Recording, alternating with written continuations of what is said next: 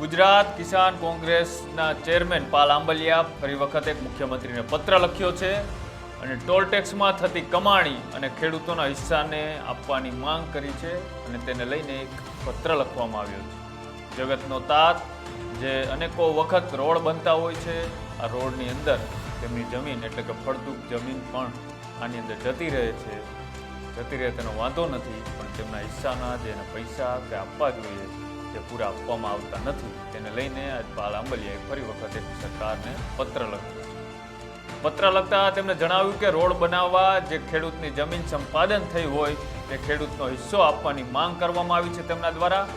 જો સરકાર હિસ્સો ન આપે તો ખેડૂતને માસિક ભાડું આપવું જોઈએ અને જો જમીન આપનાર ખેડૂતનું ખેત જસણી ભરેલા વાહનો જો ટોલ ટેક્સ ભરવો પડે છે તો તેને ટોલ ટેક્સમાંથી પણ મુક્તિ આપવી જોઈએ અને આગળ જમીન આપનાર ખેડૂત પરિવારના તમામ વાહનોને તમામ ટોલ ટેક્સ મુક્ત હોવા જોઈએ તેવી વાત તેમના દ્વારા કરવામાં આવી છે।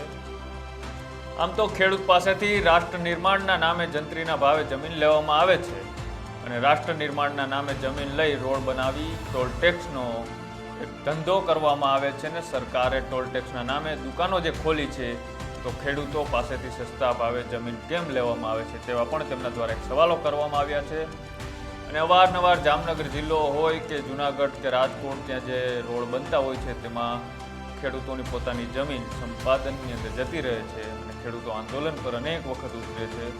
અધિકારીઓ અને પોલીસને વચ્ચે રાખી આવા ટોલ ટેક્સ માટેના જેમને કોન્ટ્રાક્ટ આપવામાં આવ્યા હોય છે તેવા લોકો આમની જમીન સસ્તા ભાવમાં લઈ લે છે। એટલે કે 2013નો યુપીએ સરકારનો જે કાયદો છે કે જમીનના 80% સુધી તેમને પૈસા આપવા જોઈએ, પણ આ જમીનના ક્યારેય પણ ખેડૂતને પૂરા પૈસા મળતા નથી તેવી વાત પણ તેમના દ્વારા કરવામાં આવી છે।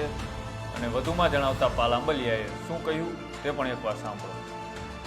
ખેડૂતો પાસેથી જંત્રી ભાવે રાષ્ટ્ર નિર્માણના નામે જમીન ખરીદી, એના ઉપર રોડ બનાવી, એના ઉપર ટોલ ટેક્સ બનાવી, સરકારની માનીતી ખાનગી કંપનીઓને ટોલ ટેક્સના પરવાના આપી અને સરકાર અને આ કંપનીઓ ધીકતો ધંધો કરી રહી છે। જ્યારે સરકાર ખુદ આ ધીકતો ધંધો કરતી હોય તો ખેડૂતો પાસેથી રાષ્ટ્ર નિર્માણના નામે શા માટે જંત્રી ભાવે જમીન ખરીદવામાં આવે છે? ખેડૂતો જંત્રી ભાવે જમીન આપે છે અને સરકાર એના ઉપર ધીકતો ધંધો કરે છે।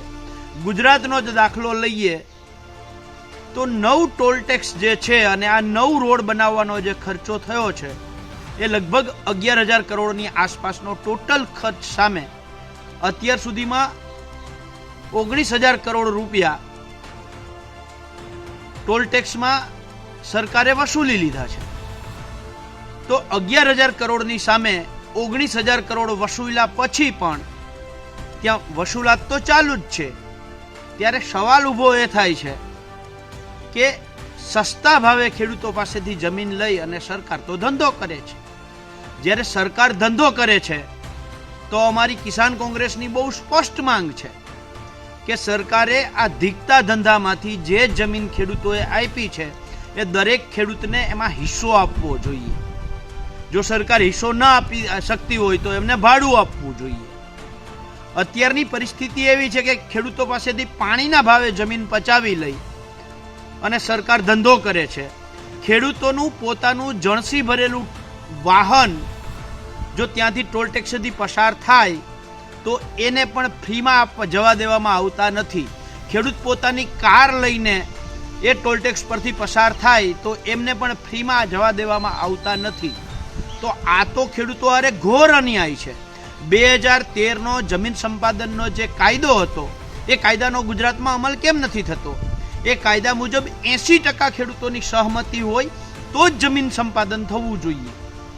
જ્યારે આ 80% ખેડૂતો હા પાડે, સહમતિ આપે, ત્યારબાદ એ ખેડૂતોને જ્યારે જમીન સંપાદન કરવાની હોય ત્યારે દરેક ખેડૂતને માર્કેટ ભાવ, નહીં કે જંત્રી ભાવ, માર્કેટ ભાવ પ્લસ એનું 4 ગણું વળતર અને એના ઉપર સોલેશિયમ એડ કરવાની જે પ્રથા હતી, જે કાયદો હતો, આ કાયદો ગુજરાતમાં અમલ કેમ નથી થતો?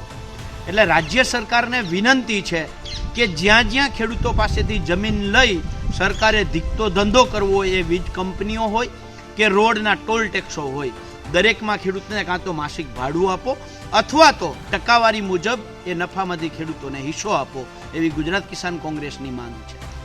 પાલ આંબલિયાએ જે રીતના કહ્યું કે ખેડૂતોને 2013ના જમીન સંપાદન મુજબ કેમ વળતર આપવામાં આવતું નથી, અને બીજી એક રસપ્રદ વાત એ છે કે આખા ભારતમાં જેટલા પણ ટોલટેક્સ છે એનામાંના એટલે કે 1 થી 20 નંબરની અંદર જેના સૌથી વધારે પૈસાની કમાણી કરતા ટોલટેક્સ છે તેની અંદર ગુજરાતના 5 ટોલટેક્સનો સમાવેશ થાય છે. આખા દેશના ટોલટેક્સોની કમાણીમાં ગુજરાતના 5 ટોલટેક્સ 1 થી 20 ક્રમ પર છે. એમની વાત કરવામાં આવે તો ટોલટેક્સની કમાણી જે અમદાવાદ વડોદરા એક્સપ્રેસ હાઈવે બન્યો છે તેમનું નિર્માણ 2125 કરોડ રૂપિયામાં થયું હતું, અને નિર્માણ થયા પછી 4709 કરોડ જેટલો ટોલ ઉઘરાવવામાં આવ્યો છે. તેમ છતાંય હજી ટોલ બંધ થયો નથી. આગળ વાત કરવામાં આવે તો વડોદરા ભરૂચ એક્સપ્રેસ હાઈવે છે તે 1708 કરોડની અંદર તે રોડનું નિર્માણ થયું હતું, પણ 4495 કરોડ રૂપિયા જેટલો ટોલટેક્સ વસૂલી લેવા છતાંય હજી આ ટોલટેક્સમાંથી મુક્તિ કેમ આપવામાં નથી આવી, આવા અનેક સવાલો લોકોના મનની અંદર થતા રહે છે. 60 કિલોમીટરના અંતરમાં 2 ટોલટેક્સ ના હોવા જોઈએ, તેમ છતાંય જે રાજકોટ હાઈવે છે, રાજકોટ પોરબંદર હાઈવે ઉપર 60 કિલોમીટરની અંદર 3 ટોલટેક્સ. આ 3 ટોલટેક્સ હોવાથી કયા ટોલટેક્સને ના મંજૂર કરવો તેને લઈને અનેકો વખત મીડિયામાં અને ત્યાં વિવાદો છેડાયા છે, પણ અધિકારીઓની મિલીભગતથી હજી પણ આવા ટોલટેક્સો ઉપર કોઈ કાર્યવાહી થઈ નથી અને ટોલટેક્સો ચાલુ છે. આવા અનેક ટોલટેક્સો છે જે નિર્માણ પામતી વખતે જે ખર્ચ થયો હતો તેનાથી 3 ગણા રૂપિયાની વસૂલી એ ટોલટેક્સ દ્વારા કરી લેવામાં આવવા છતાંય હજી કેમ આવા ટોલટેક્સને ચાલુ રાખવામાં આવે છે, કોની મિલીભગતથી ચાલુ રાખવામાં આવે છે, કયા કારણોસર આવા ટોલટેક્સ હજુ પણ ચાલુ રહે છે, એની ગાઈડલાઈન એનું સમય મર્યાદા પૂરી થઈ ગઈ હોવા છતાં આવા અનેક આક્ષેપો થયા છે. પણ આવા કોઈ પણ આક્ષેપોના જો તમારી પાસે જવાબ હોય, આવા પ્રશ્નોને લઈને તો અમારી કોમેન્ટ બોક્સની અંદર અચૂક જણાવજો. અને આવા જ અવનવા અહેવાલ જોવા માટે અમારી યુટ્યુબ ચેનલ ન્યૂઝ રૂમને આજે જ લાઈક કરો, શેર કરો અને સબસ્ક્રાઈબ કરો. નમસ્કાર.